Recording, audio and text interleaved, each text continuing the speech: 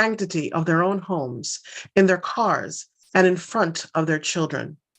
Importantly, the book centers the personal anecdotes and memories of members of the Say Her Name Mothers Network, who share with readers their deeply personal accounts of the memories they have of their daughters and sisters, the events that led up to and immediately following their deaths. Today, we are so honored to be joined by 10 members of the Say Her Name Mothers Network, who will bear witness with us tonight, together with artists who have transformed their art into artivism and brought their words to life. Before we get to our conversation portion of tonight's book club evening with the Say Her Name Mothers Network, we will play a 30-minute video from a recent stop on the Say Her Name book tour at the Free Library of Philadelphia. One important aspect of the Say Her Name campaign is to bear witness and also to break silence. Artivism, the combination of both art and artivism or activism, is one way in which we achieve this. In the video, you will hear AAPF Executive Director, Professor Kimberly Crenshaw, read out an excerpt from the book, Say Her Name, Black Women's Stories of Police Violence and Public Silence, followed by words from Professor Dorothy Roberts, as well as artivism performances from actors who will read out loud excerpts from members of the Say Her Name Mothers Network. For those of you who don't have a copy of the book yet, please complete our post-event survey for an opportunity to win your own physical or audiobook copy. So please sit back, relax as you watch and receive this video, and we will resume with tonight's program and panel shortly.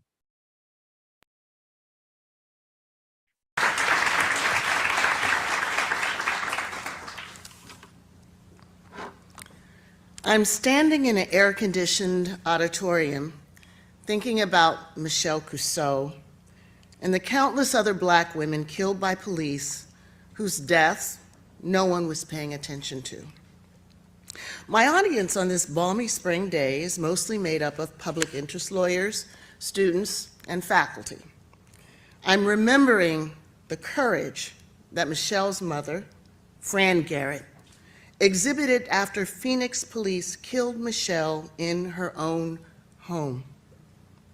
Michelle's story, like those of too many others, would have ended when Sergeant Percy Duprois stole her life had she not been born to a tenacious mother who refused to let her daughter's name be forgotten. Fran was determined that her daughter's life and death would not be reduced to obscurity, another statistic that no one counted. Michelle was killed just 5 days after a cop gunned down Michael Brown in Ferguson, Missouri.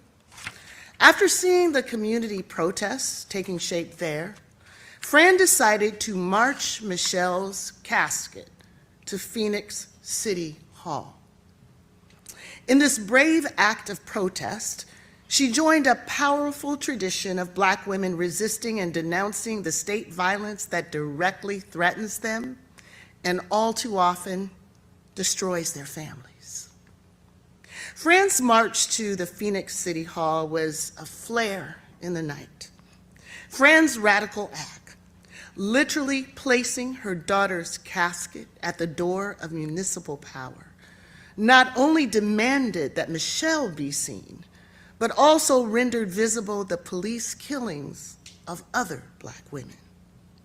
The sorrowful procession of Michelle's coffin to City Hall left a searing image that spoke to the many ways in which Black women's fate has been left in the hands of police, while their stories have been marginalized and sometimes erased. While Michael Brown's killing justifiably sparked a wave of nationwide protests over lethal police shootings of Black men, the killing of Black women like Michelle had yet to be memorialized in widespread activations and denunciations. Fran offered a powerful and moving witness to the fact that Black women were also losing their lives in circumstances that spoke to the disregard of Black life and family bonds. There was no sound reason for their stories to be banished to the shadows of our collective consciousness, mere afterthoughts in the litany of savagery that has come to constitute anti-Black state violence. Fran's act reminded us all of the obvious fact that slain women's mothers don't grieve for them any less. Their children don't cry for them any less.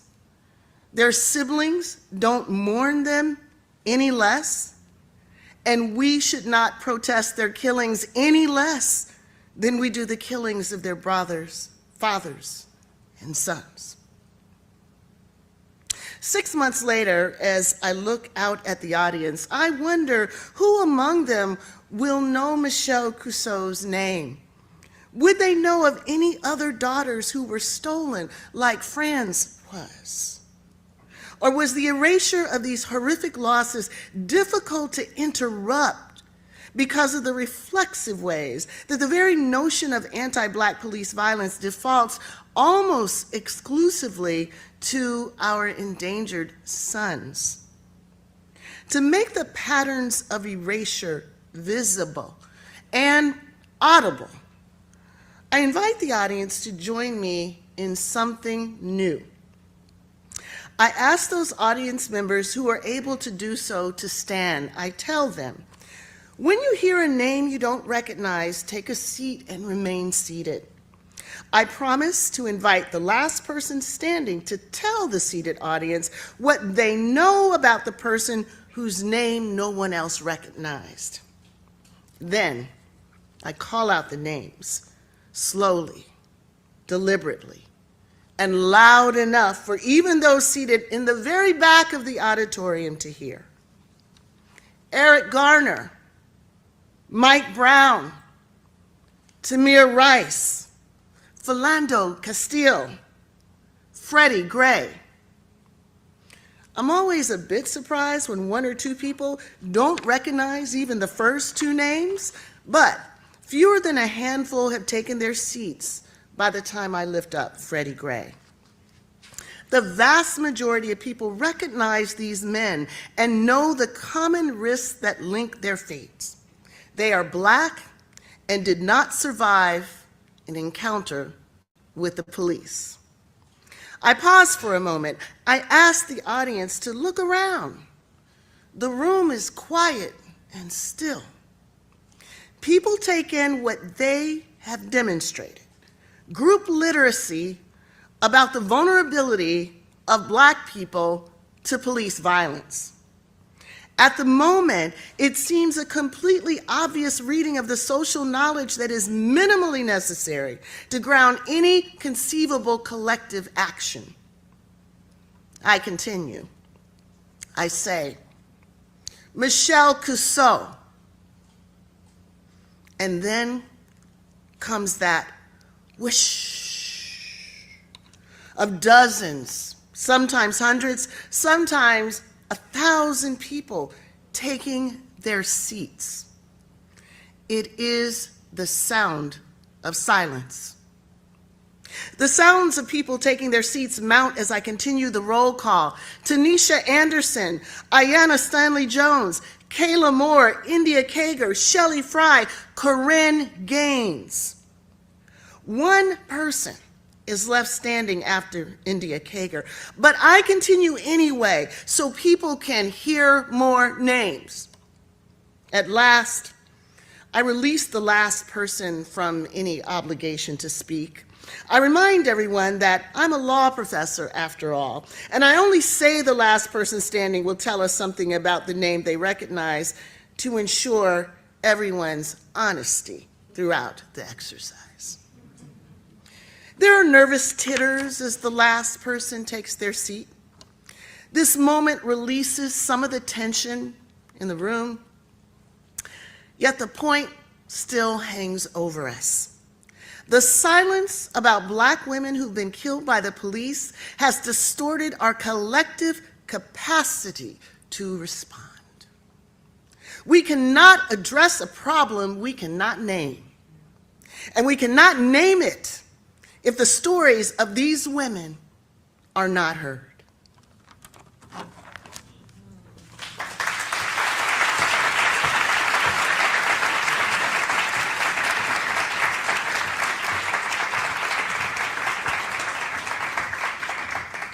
Thank you, Kim, for that powerful reading from your book. A common thread that you'll find repeated again and again in our conversation tonight is how motherhood is never a protective shield against police violence for Black women. Our children, too, are never protected from the horror of our deaths and the marking of our bodies as killable. We see this with the recent police killing of 21-year-old Takia Young in Ohio back in September. Young was a pregnant woman and mother of two who was shot by a police officer through the front windshield of her car. We sadly see it again in the case of Miriam Carey, who was killed 10 years ago in Washington, D.C. On October 3rd, 2013, Miriam Carey drove through a police checkpoint that was not clearly marked in Washington, D.C., with her one-year-old daughter strapped in the car. Within just 7 minutes, 6 Secret Service agents fired 8 rounds in her car, and 2 Capitol Police officers shot 9 rounds into her car. Miriam was declared dead shortly after arriving at the hospital. Luckily, her 1-year-old daughter survived. Miriam did not fire any shots. She didn't even have a gun in her car. Here to read the words of Valerie Carey, Miriam's sister, please welcome artist and performer Margaret Odette.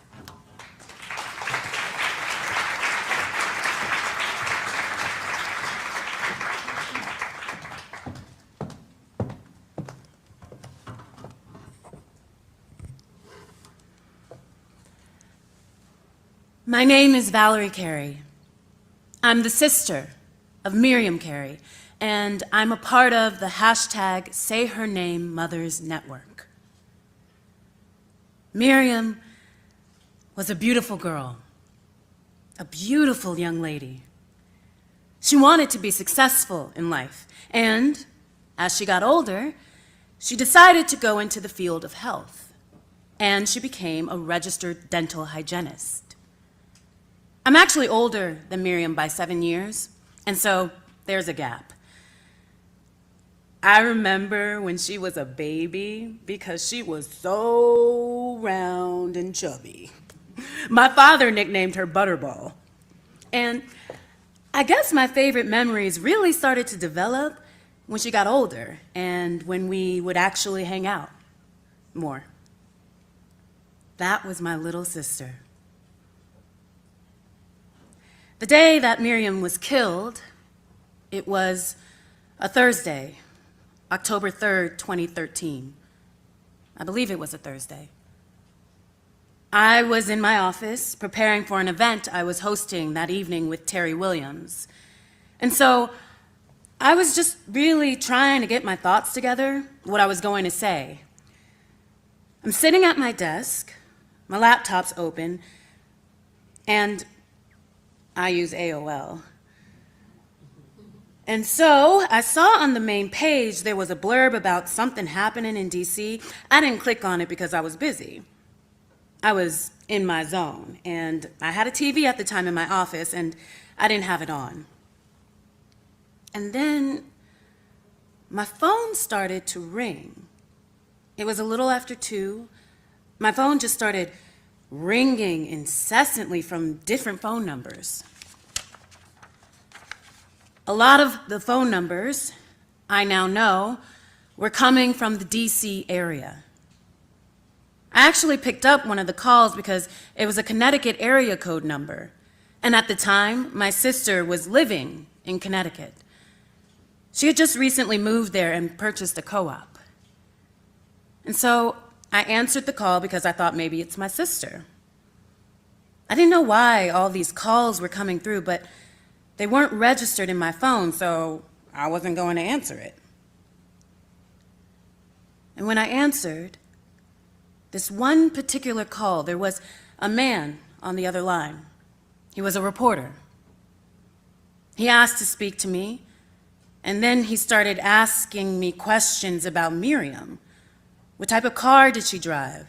Did I know where she was at? And I just stopped and said, I'm not sure where this line of questioning is going, but before I could finish, he said, well, apparently you haven't been watching the news. I need you to turn on your TV to CNN. And when I turned on the news, I saw what looked to be my sister's car. I saw what looked to be my niece being held by an officer. And there was a footer that read, "Suspect killed."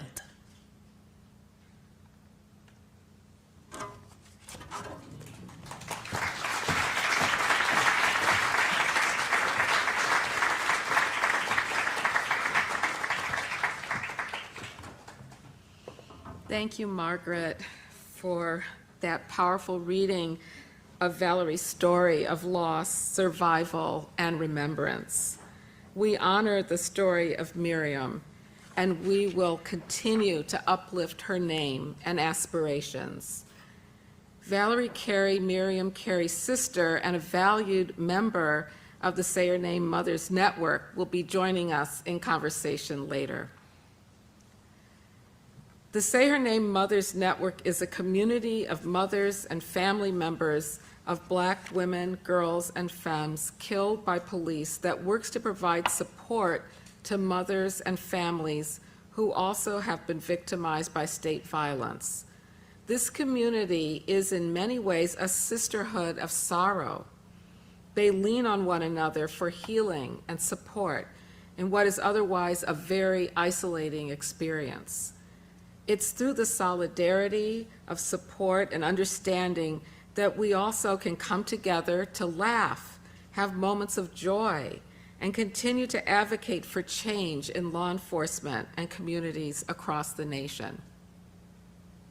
On August 1st, 2016, Maryland-Baltimore County Police entered the home of Corinne Gaines, a 23-year-old mother, regarding unpaid traffic violations. Corinne live-streamed the interaction with the cops in her apartment on social media. After Facebook agreed to cut her feed, the officer, Royce Ruby, fired into her home, killing her and injuring her 5-year-old son. A jury later awarded Gaines's family a $37 million award for wrongful death. But that judgment was overturned by the trial judge, but then later reinstated on appeal.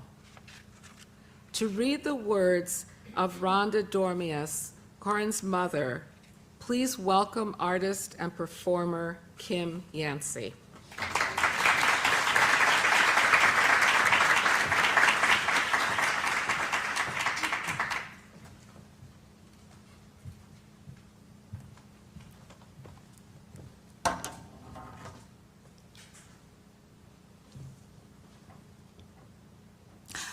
My name is Rhonda Dormius. Corinne was my 23-year-old baby.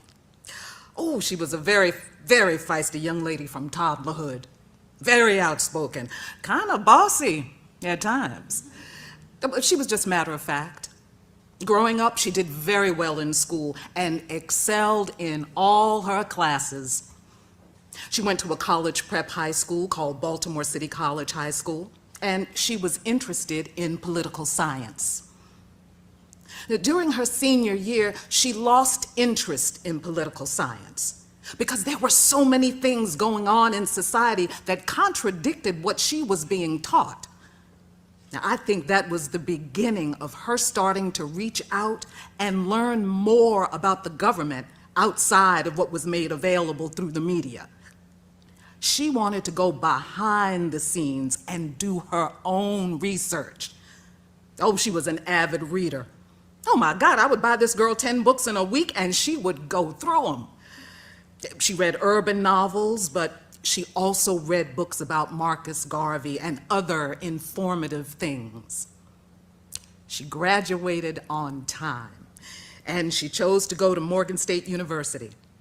And she only stayed 2 semesters, and then she found out she was going to have Cody. So I started looking at different colleges that would allow young mothers to have their children because I wanted her to stay in school. But then she was like, well, you know, that's going to be too much. So she directed her attention to her other passion. She got a cosmetology license and started doing hair and makeup. Oh, she enjoyed it. She bought 2 homes as rental properties that she used for income. She bought her own vehicle. She was independent. After Michael Brown, there was a whole snowball effect of police murders. Freddie Gray was a neighbor of ours. I didn't personally know him, but I knew him from the neighborhood, and it was literally a few blocks away. Everything that unfolded was literally around the corner from where she grew up. That was our community, and our community had been robbed. She was an activist role model. She wanted to teach because she was self-taught. She just wanted to enlighten the masses about things that were going on around her. She has a few spoken word poems that are out. She would always do her little rants on Facebook or Instagram about things that were going on in the world. Justice for Corinne. What does it look like? It looks like an officer shouldn't be allowed to make lateral moves within the department if they've had other issues.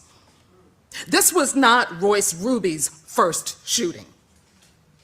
Justice for me is getting officers better training, making sure that they adhere to policy and not create new ones as they go along.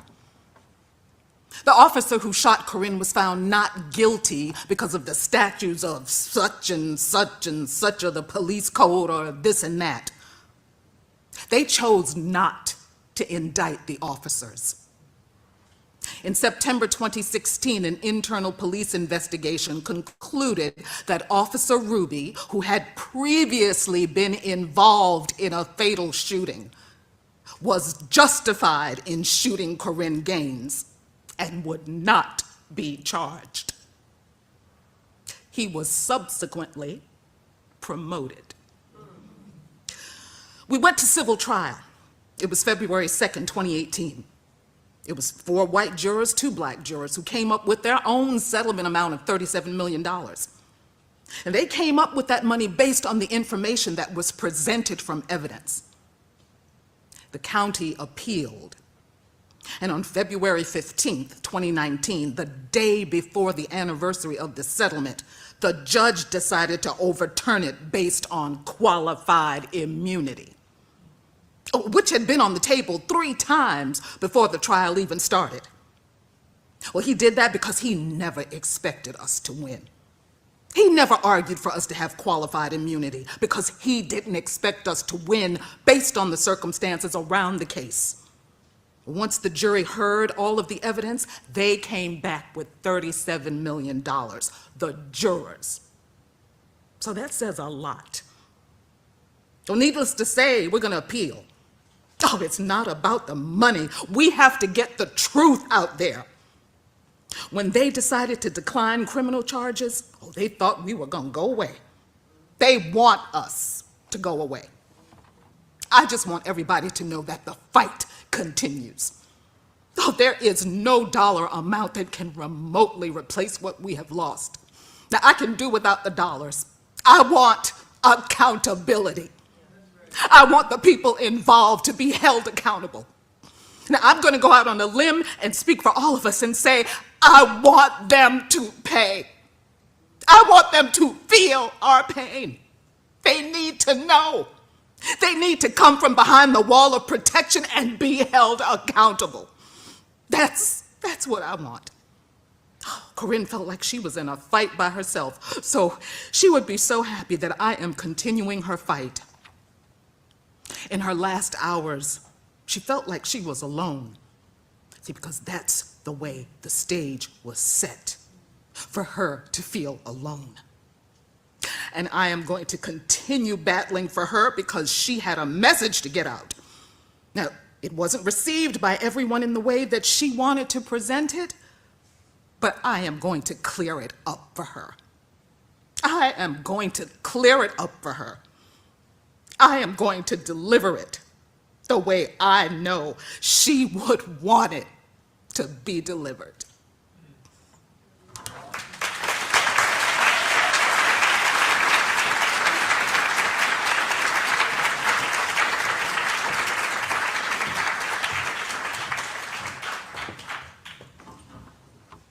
Thank you, Kim, for that fiery, fierce performance.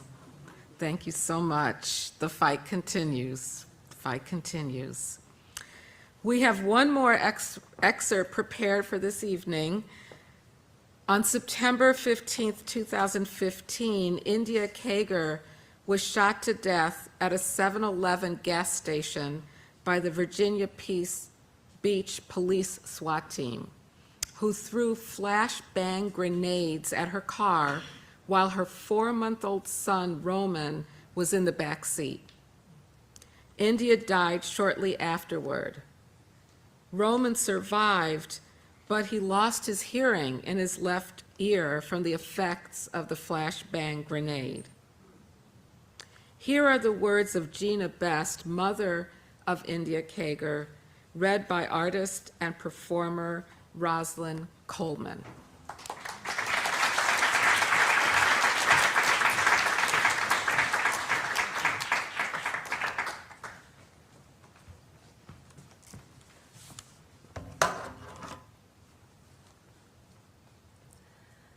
Someone asked me, Gina, are you always sad?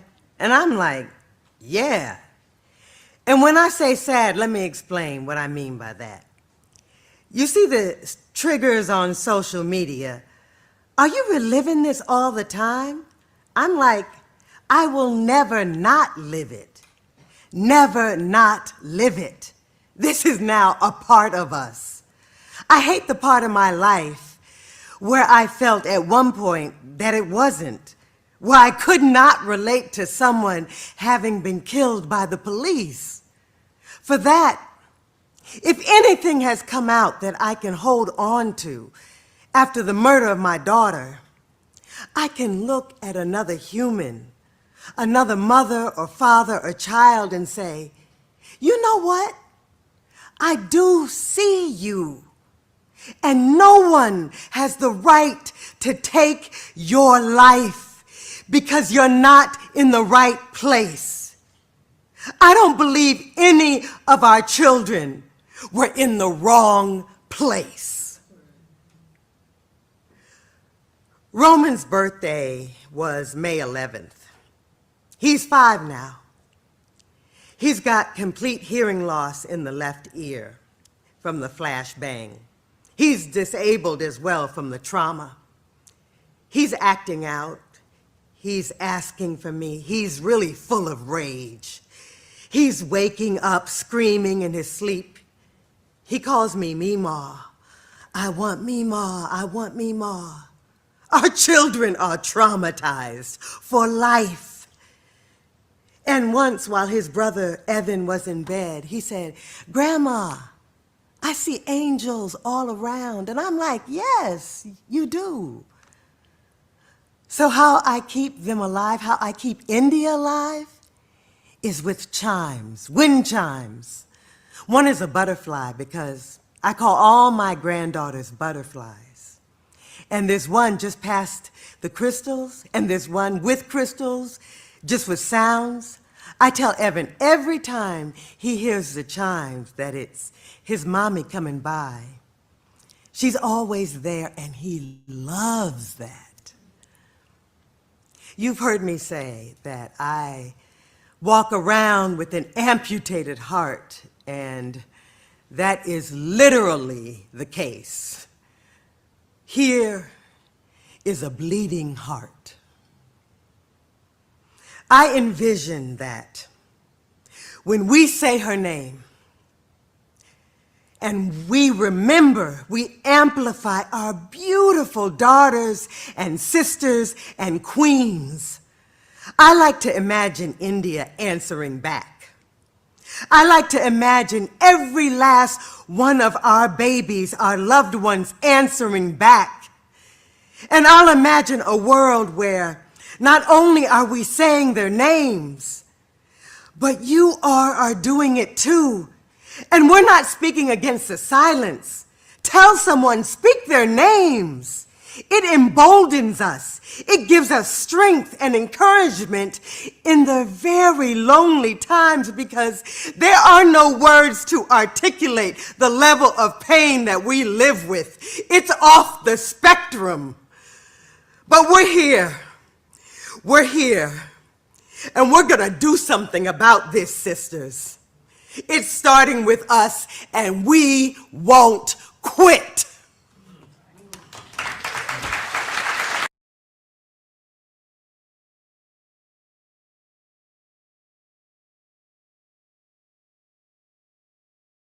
We won't quit. We will definitely not quit. Thank you, Gina Best, for those words, read by actor Rosalind Coleman. What an emotional rendering of those words from our artivists. Our mothers and artivists will be joining us very shortly.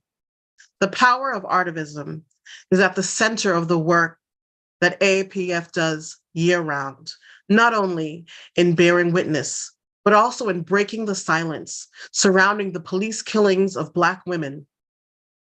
Artivism is at the core of the Say Her Name campaign. As an artist in residence at AAPF, I have used the power of song to do my part in using my voice for the Say Her Name campaign. In this spirit, I would like to share with you my own expression of what this movement means through a song that many of you will recognize.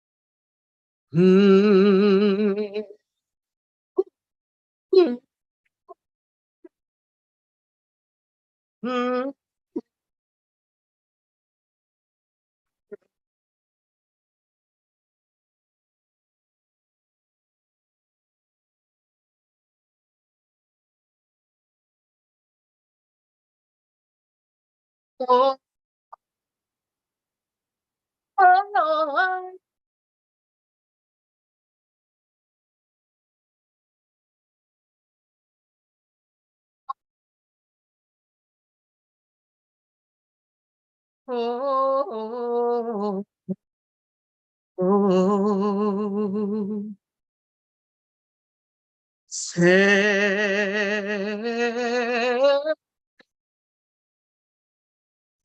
her name.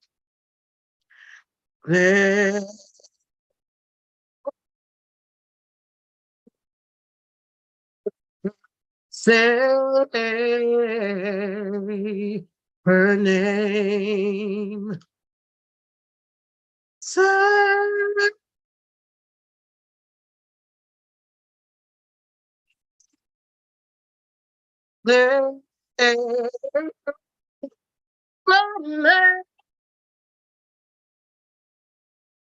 her name.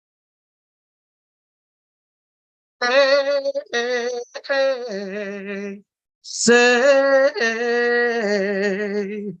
her name.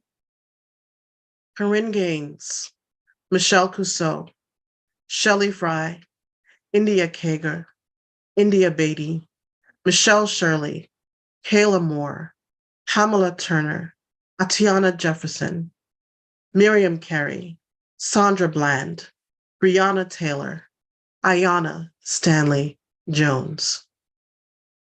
Say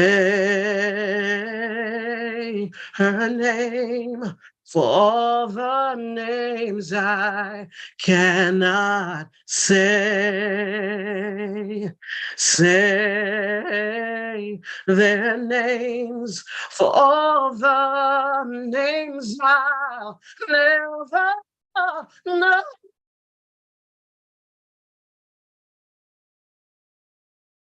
Their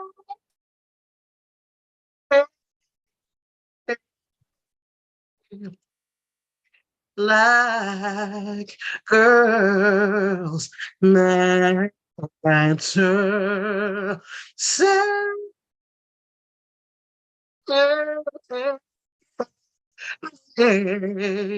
like women matter. See, so see.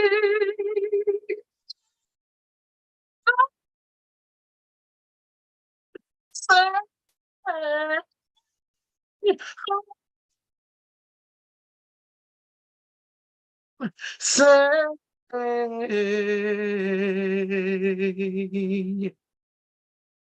her name.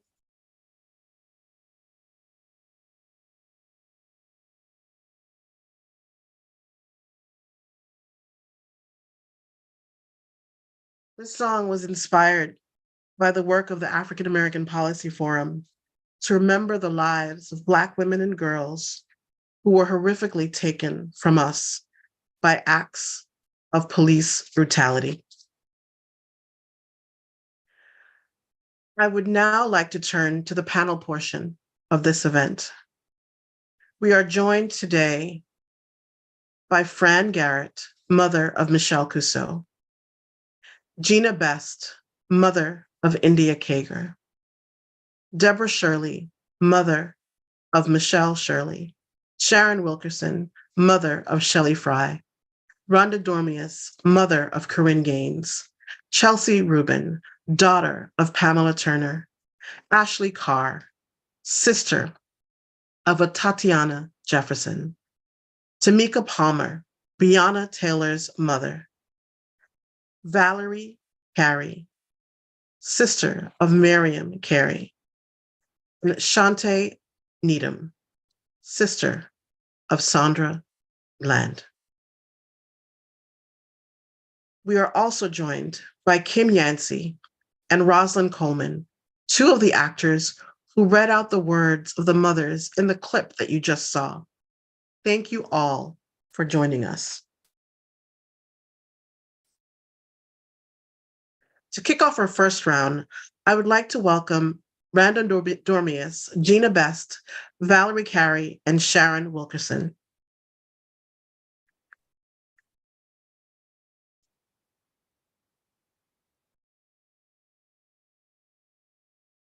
Hello, ladies.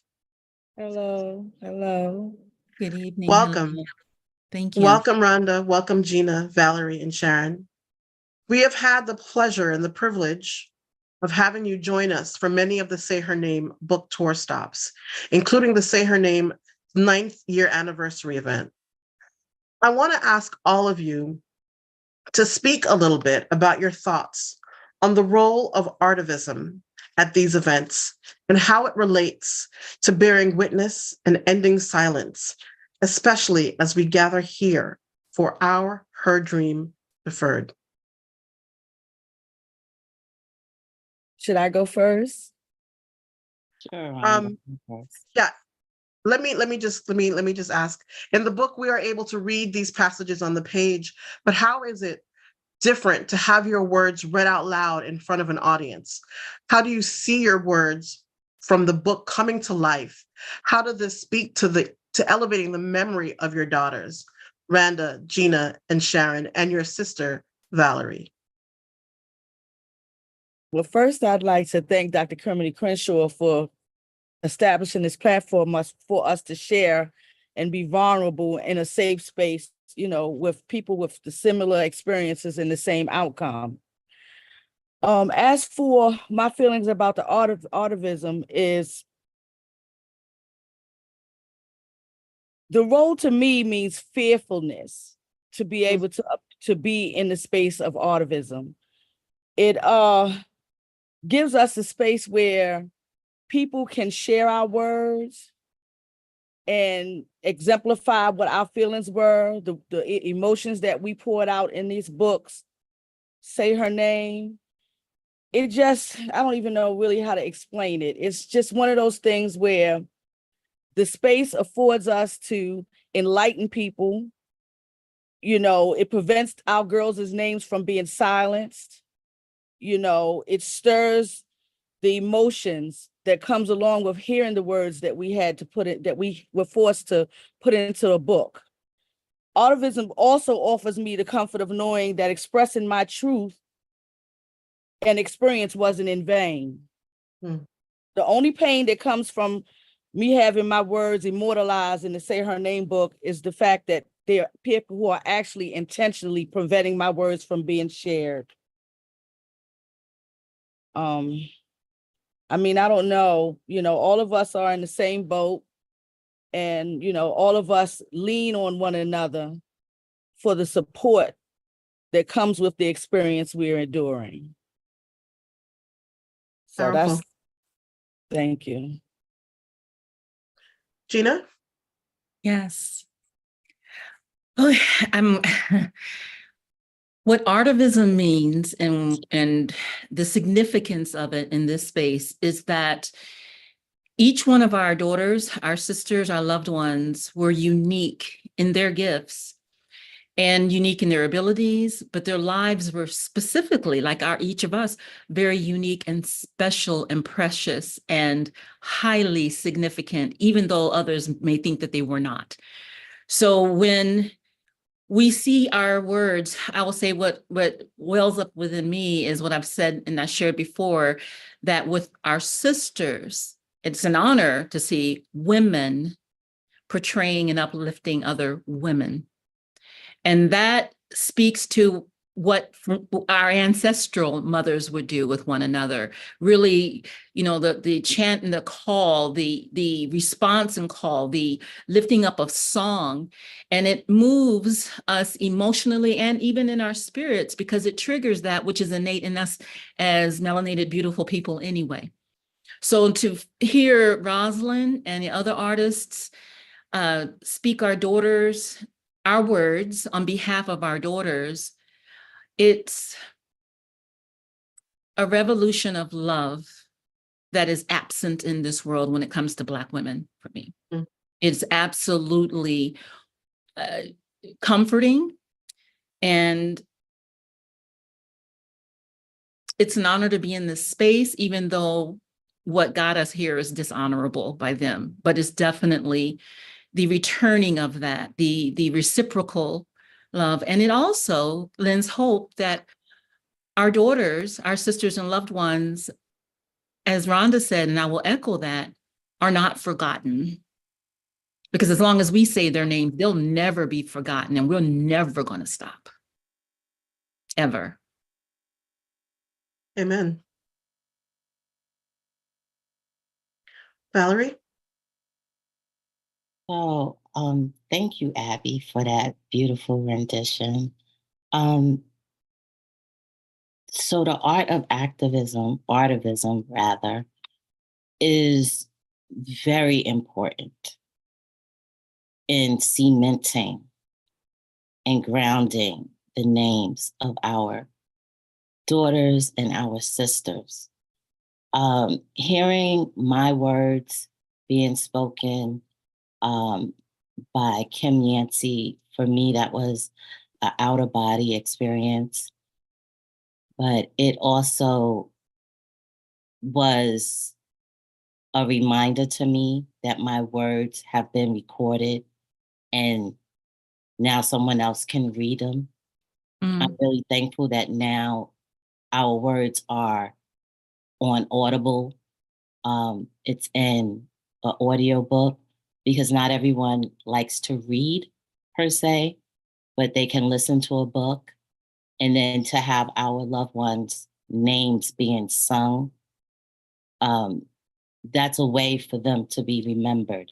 And more so, even now in this day and age, while the hashtag Say Her Name is attempted to be co-opted for other purposes, it's just, really interesting how other people want to use a phrase that has a meaning as if they can't think of their own phrases and to capitalize to attempt to erase the original meaning of that phrase while benefiting from the purpose and the popularity of that phrase. So even more so now, the artivism, the book, the audio, the song, it is poignant that we say their name, say her name with the original purpose that Dr. Kimberly Crenshaw coined it with, which is Black women who have been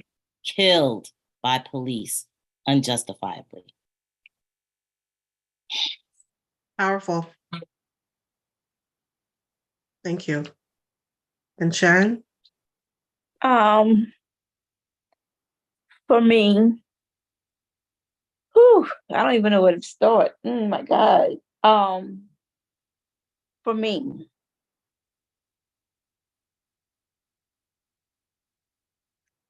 at the last anniversary, really hearing Kim read,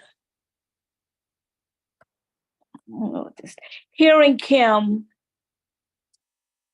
read my story, and I have never heard my story read like that. It really touched home for me.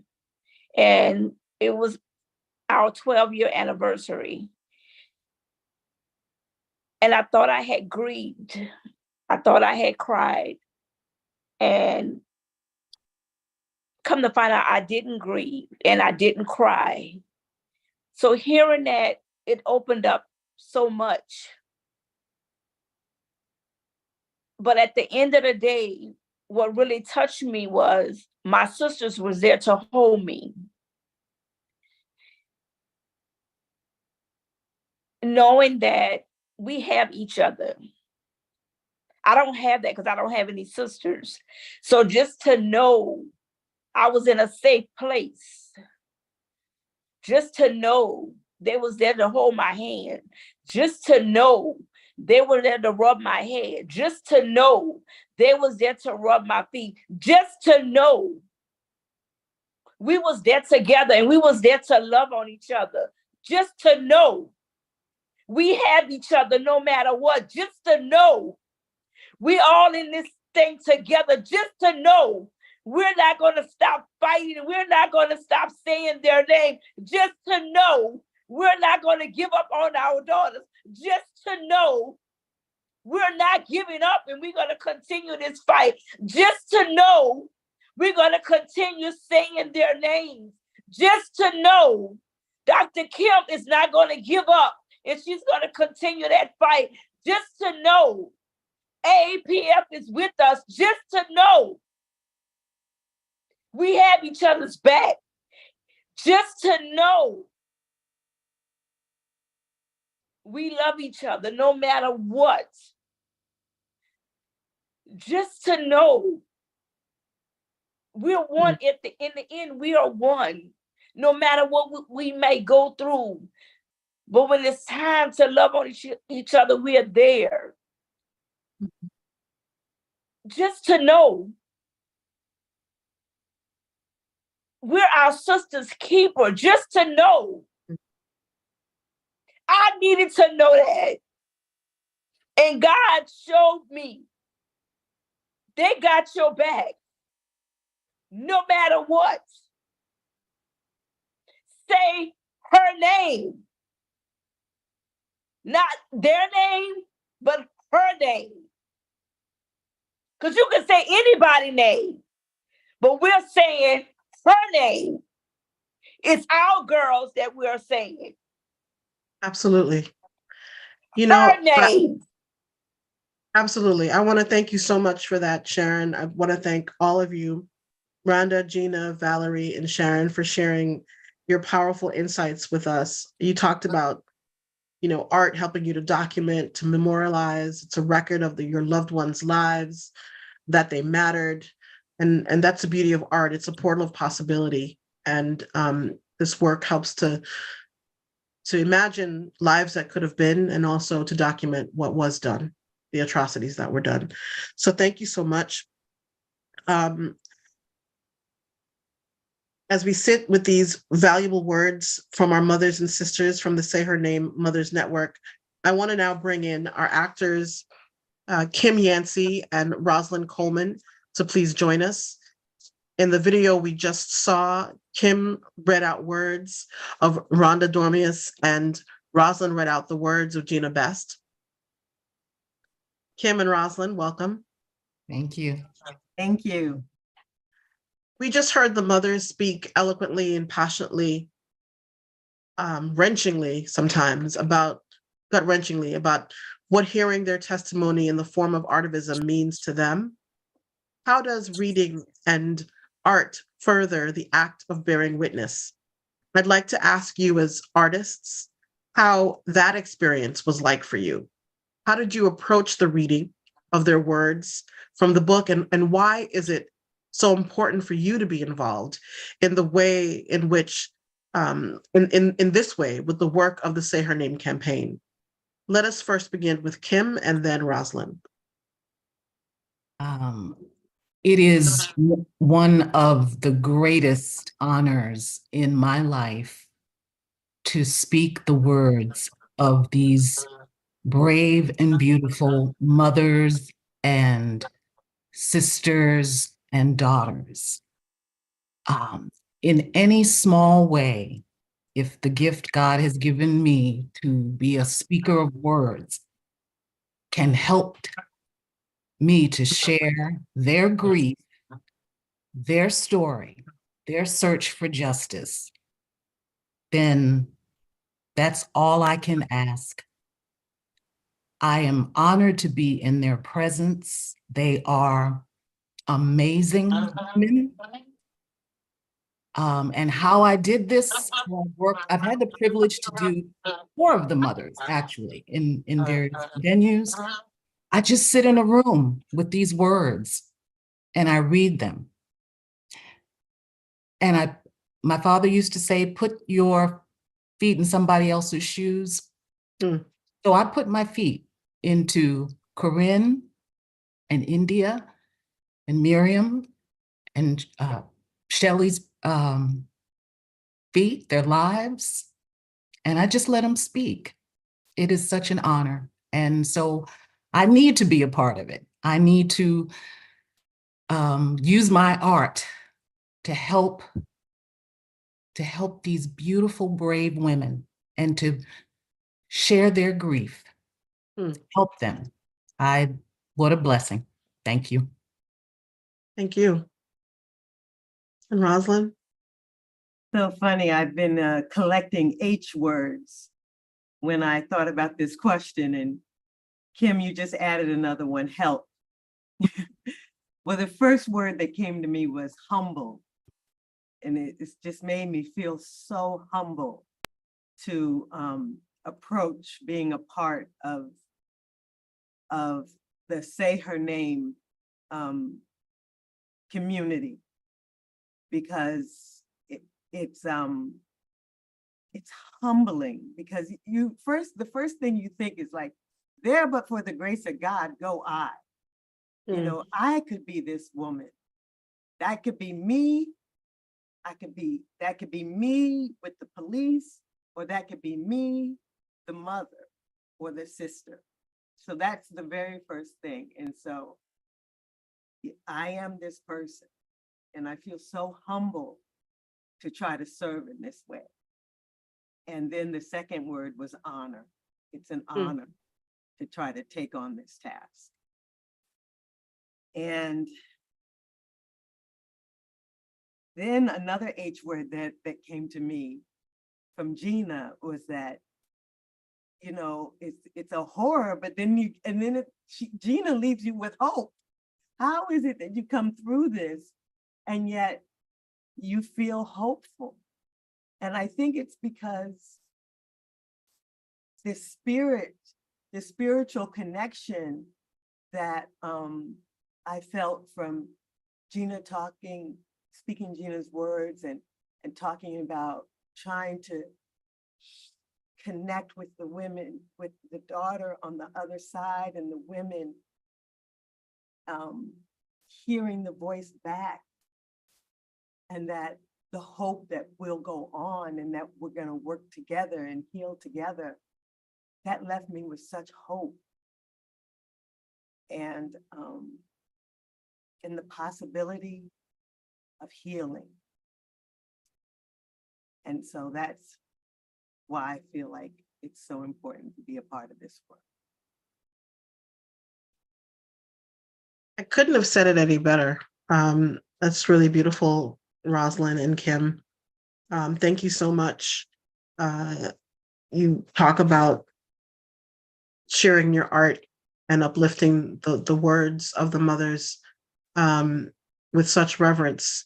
And what it speaks to me is just the extent to which art is really a sacred thing. For sure. And it's called for, especially when we're uplifting the sacred, people who have gone on. Thank you so much. Thank you.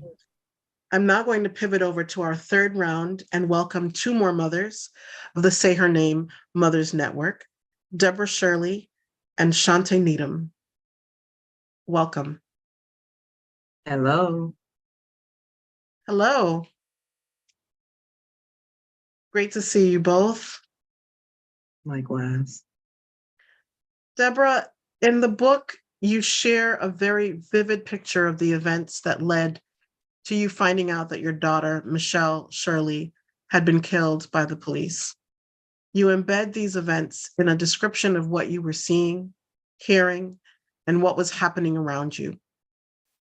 You mentioned towards the end that when you heard about Sonderland, that you, quote, did not know that there was another Michelle. I want to ask you, Deborah, to speak about the importance of testimony and storytelling as it relates to your daughter's story, particularly in a moment when our stories are being banned and Say Her Name is being appropriated. And Shante, in memorializing your sister, Sandra Bland, I want to ask what it feels to be a part of this sisterhood of sorrow, as we heard spoken about in the video we just watched. Why is sisterhood so important to the work of the Say Her Name Mothers Network? I'll begin with you, Deborah, and then we'll go to Shante. Okay, I'm gonna try to get through this.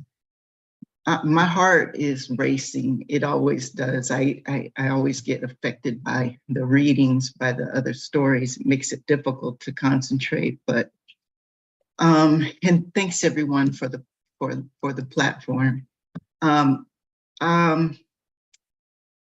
It means truth to me. This is serious. It's like before we could even learn the truth that our daughter had been hit by a truck twice. It hit her, spun her around, hit her again. Airbag deployed, emergency lights on, and she was driving like 5 miles per hour and came to a complete stop before they killed her.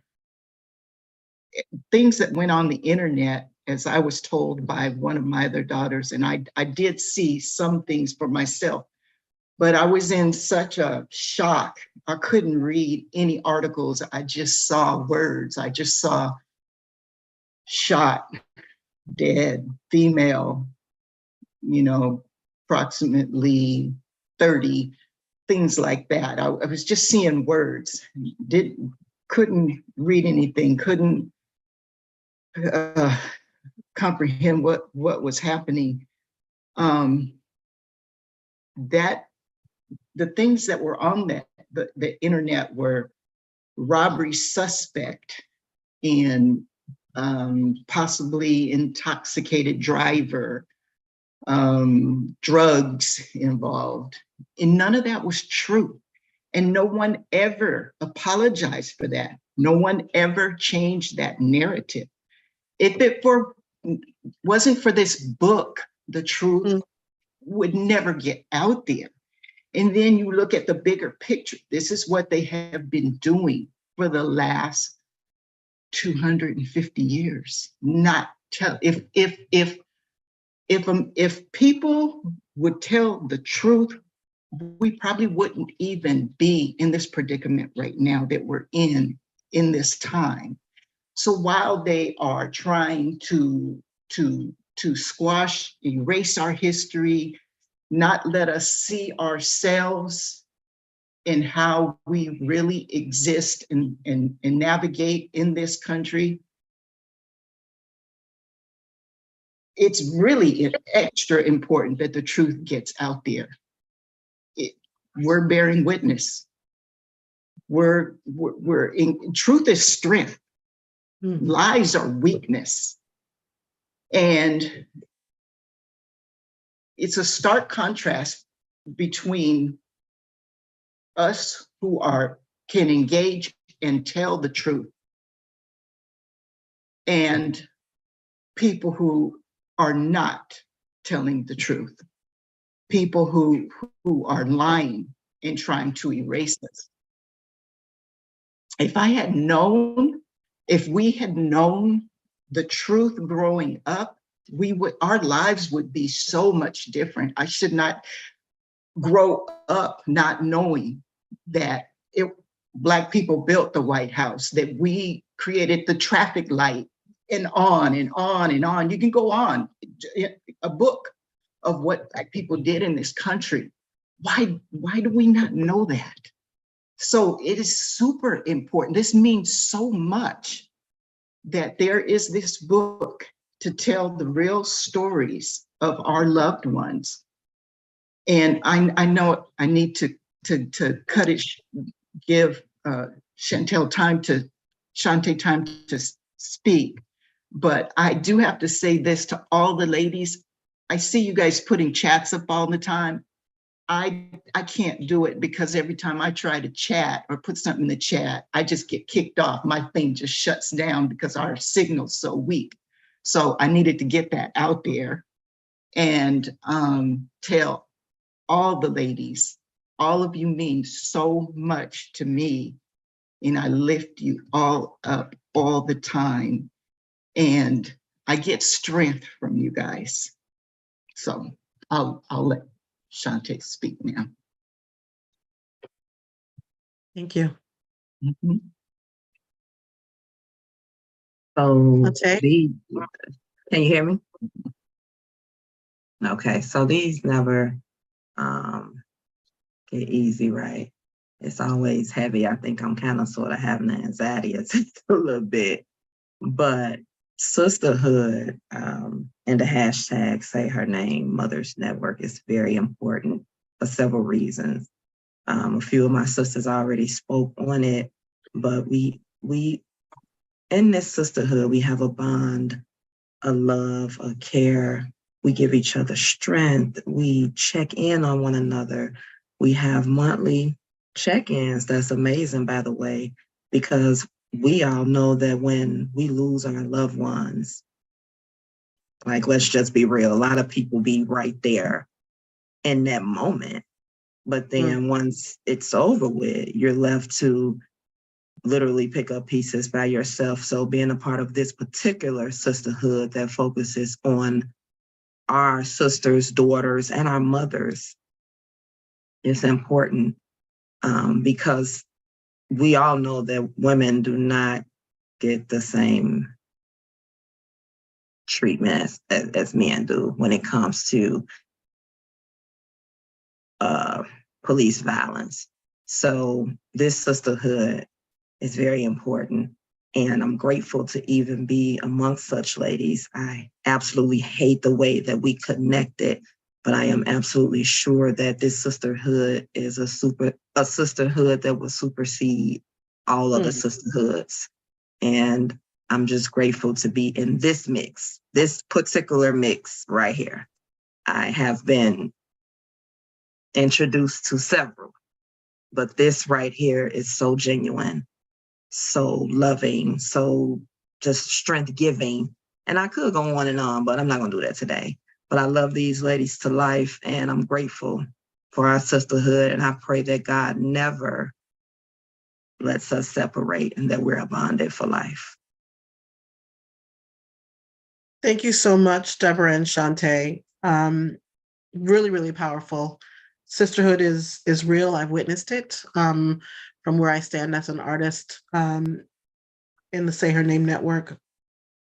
Storytelling as strength, truth, countering narratives that harm us, really very important.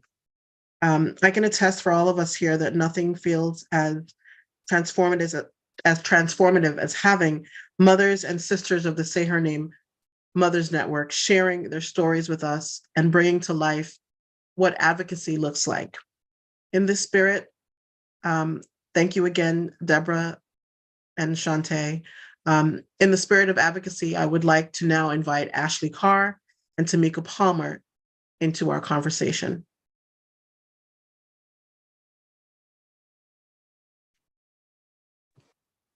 Hello. Well, good evening. Good evening. Good evening. Hello. Great to see you both.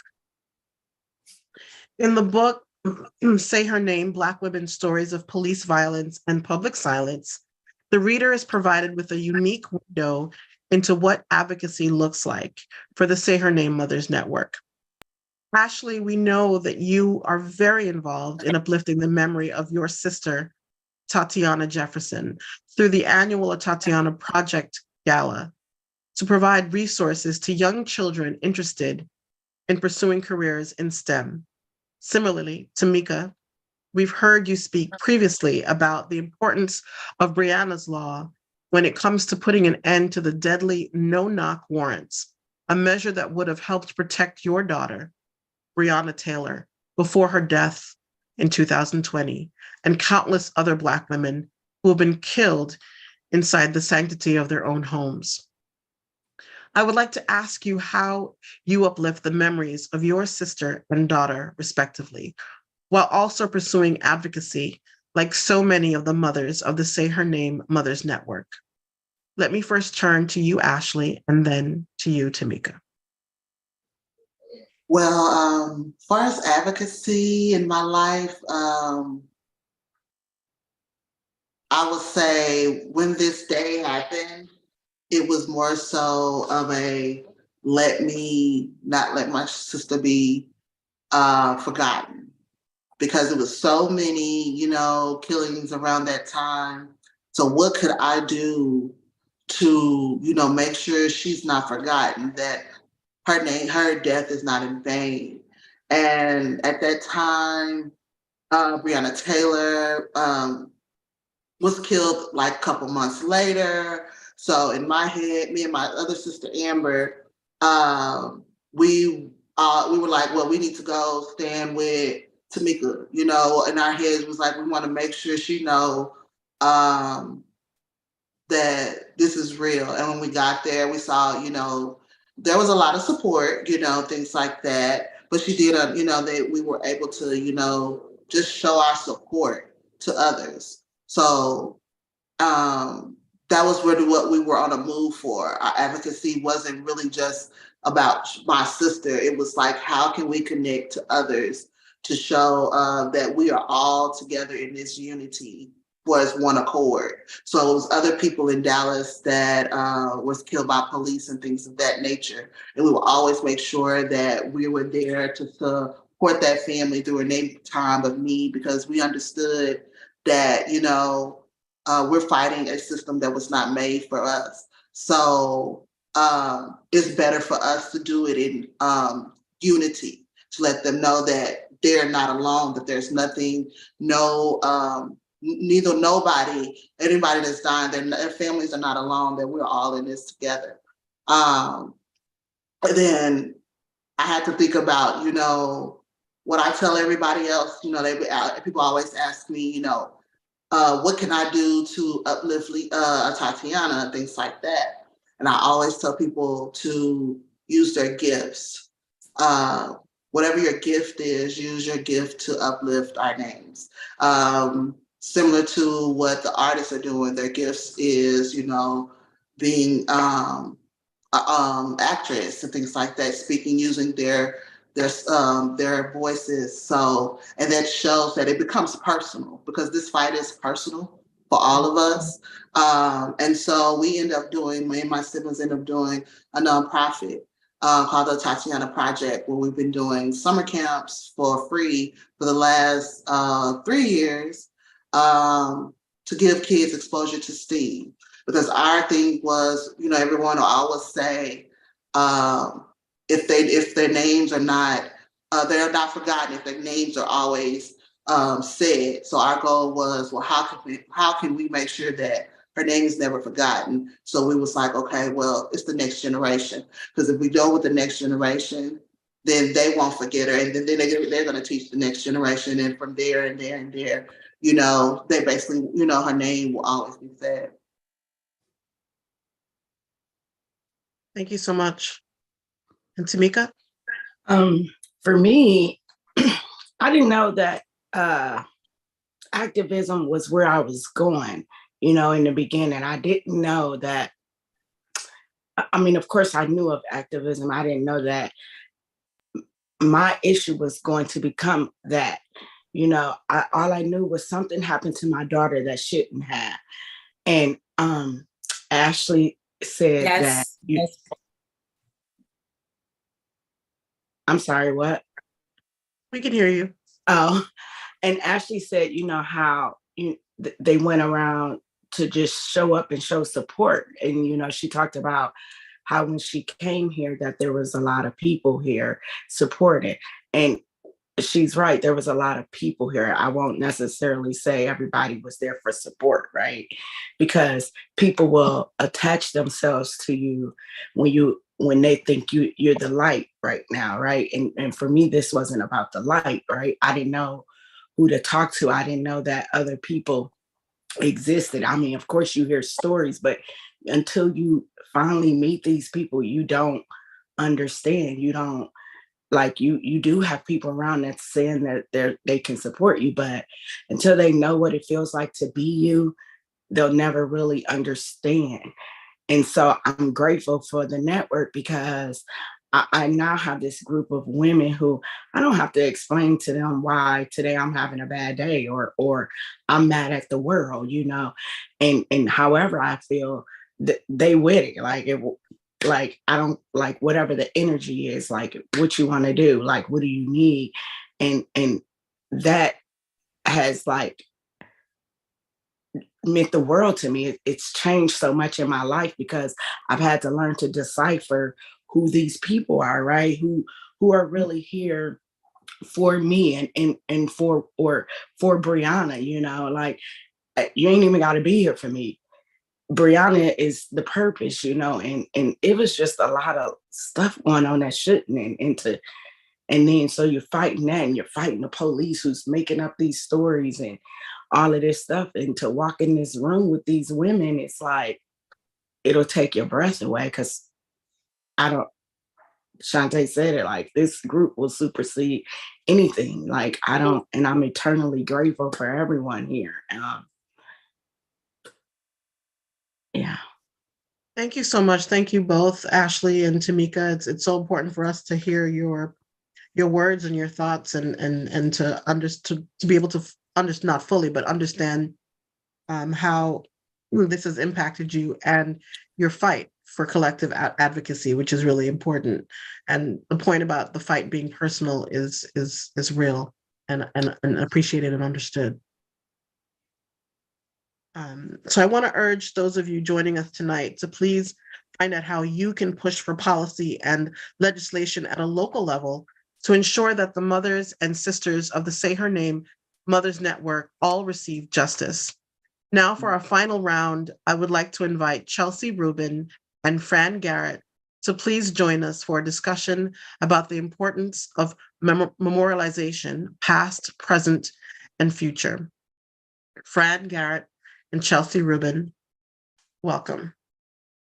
Hi there. Hello, So, everyone. so great to see you both. Thank you. Fran, Sending lots of love and hugs to everyone. It's been some time since I've seen you guys. Great to see you. It's great to see you both. Fran, in the video, we heard Professor Crenshaw read an excerpt from the book about the story of your daughter, Michelle Cusseau, and your advocacy following her death. In fact, your protest opens the book and also the movement. You have been an esteemed early member of the Say Her Name Mothers Network for many years. I want to ask you how you feel about the recent publication of the Say Her Name book and what your hopes are that readers will take with them. Furthermore, on this question of memorialization, Chelsea, I wanted to ask you how it feels to join this esteemed group of women and how the experience has been for you, particularly when it comes to uplifting the memory of your mother, Pamela Turner. Let me turn first to Fran and then to you, Chelsea. First of all, I wish to thank Dr. Crenshaw, for taking time out of her life and her busy schedule for putting all of our stories together and making this awesome book and sharing it with the world. I feel like this has been a true blessing with this publication. Now the world gets to know our loved ones, and the truth has been told. Because at the time of their death, the media and police reports tried to diminish all of our loved ones. And through this publication, truth has been told. And now the world sees that our loved ones were loving, happy-go-lucky, had family, and were leaders in the community and well-loved. Through this, I've developed lots of hope and inspirations. And through the midst of this storm, I've know that we could conquer all, and through time, prayers, and support from each other, like we have done, all things are possible. And from this, I've started to advocate in the community, various communities, and to get the message across, and to remove the stigma for mental illness. And it's true enough that my daughter's life was taken, but from this, her legacy will live on. Her memories will live on. Thank you. Thank you so much, Fran. And Chelsea?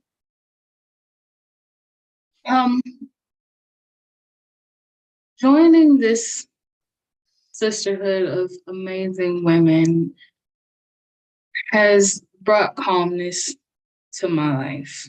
I thank Dr. Kim for creating this space to allow me to feel normal for even just a few days, because majority of the time I don't feel normal anymore.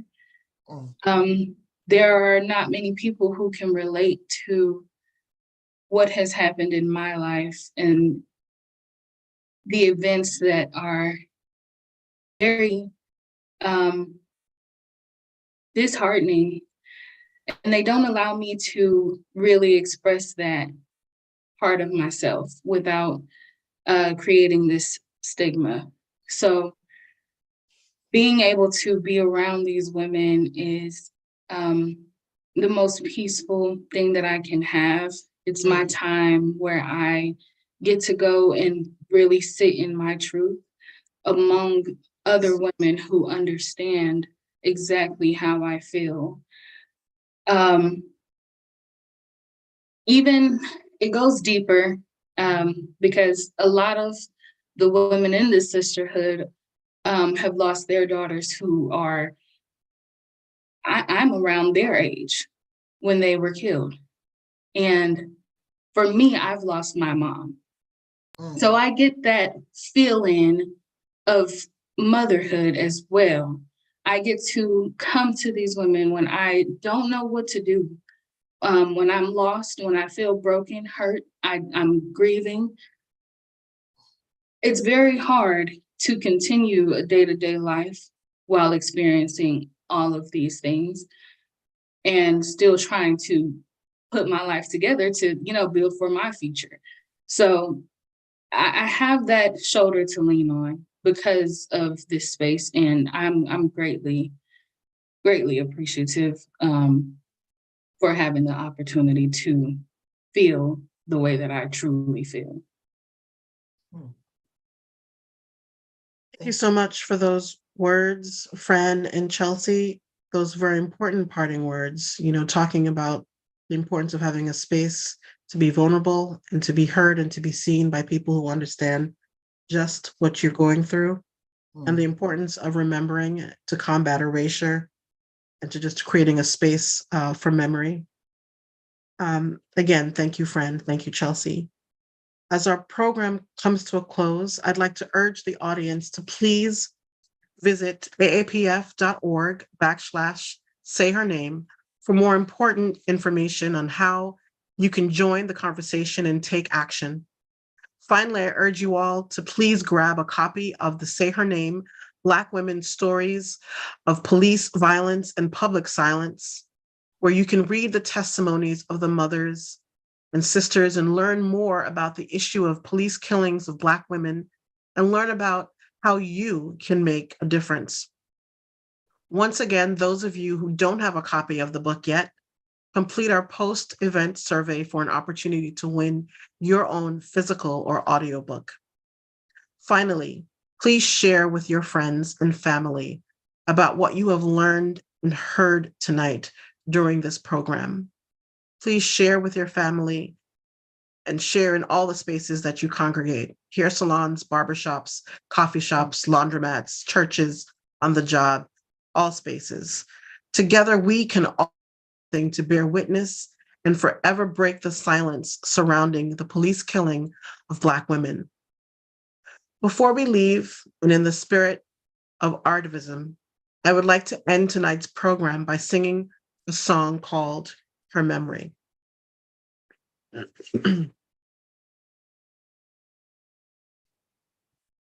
Her memory is my memory, is her memory is my memory, is her memory is my memory, is her memory is my memory.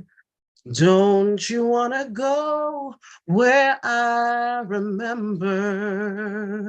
Don't you want to hold what I remember? Don't you want to know what I remember? Deep in my bones, I'll always remember. Her memory is my memory, is her memory is my memory. Her memory is my memory, is her memory is my memory. La, woman, oh, human, we remember all that you gave. Her memory is my memory, is her memory is my memory. Her memory is my memory. Her memory is my memory. Black woman, only human. We remember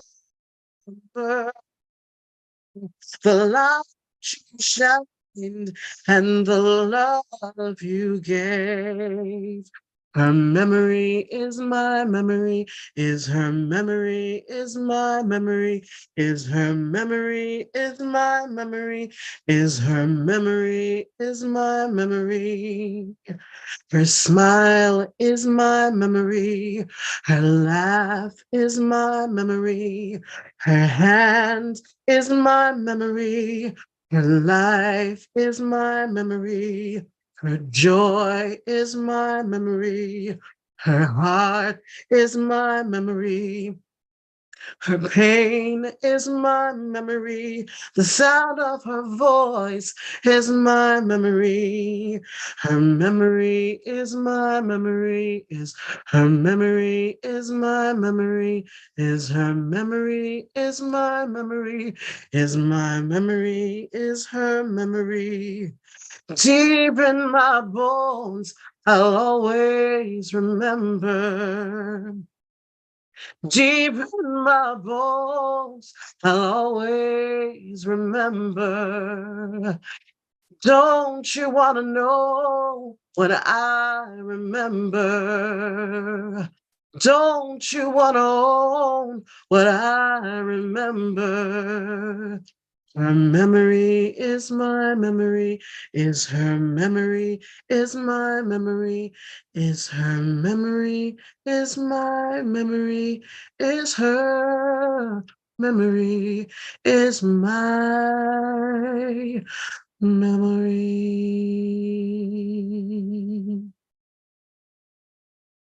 Thank you for joining us so much, and good night.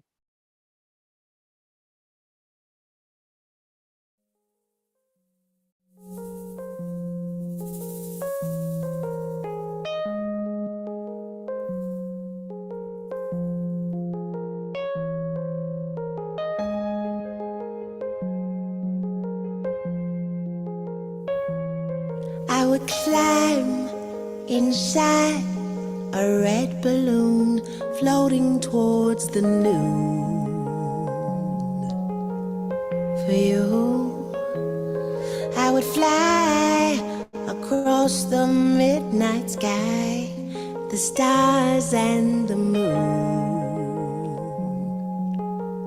For you too. And on that flight, I devise a new way to say how much I love you. Zippity, Saturday, I'm still working on it, baby. Please forgive me. I think I'll try. How about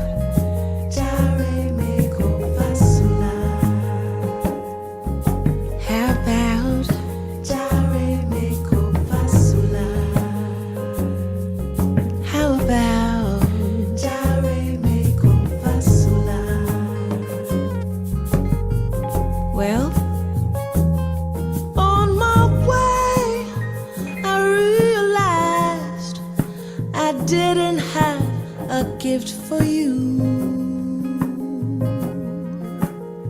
So I rocked my mind on what it is now that I'm supposed to do.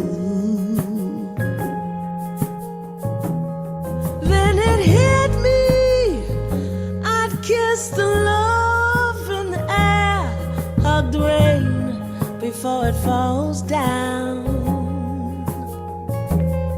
Put infinity into a melody and see how it sounds.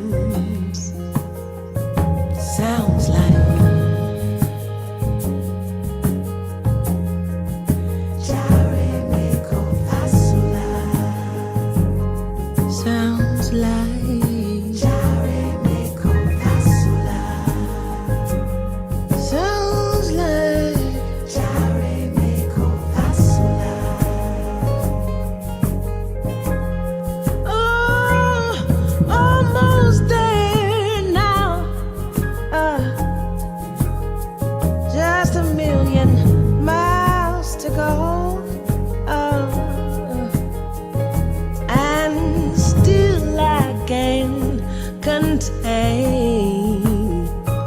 How you make me glow. Oh, you make me glow. People look up at me and ooh, they think that I'm the star.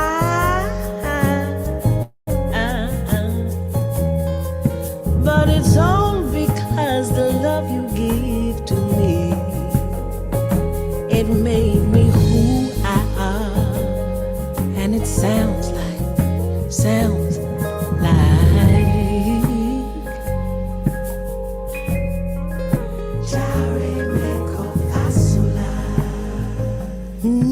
it sounds like